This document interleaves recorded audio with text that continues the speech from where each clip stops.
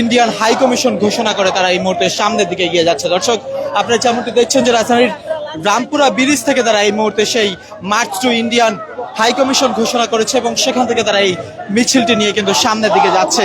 March করে বিভিন্ন slogan দিচ্ছে আন্দোলনকারীরা, তাদের হাতে বিভিন্ন প্লে কার্ড রয়েছে, band state for back down by India সহ বিভিন্ন প্লে কার্ড হাতে নিয়ে তারা আজকে এই মার্চ করছে এবং তারা বিভিন্ন স্লোগান দিচ্ছে। এখানে ডাকসুর বেশ কয়েকজন সদস্য রয়েছে, নির্বাচিত সদস্য, তারা কিন্তু আজকে এখানে এসেছে এবং বিভিন্ন রাজনৈতিক দলের নেতাদের আমরা সেখানে দেখছি।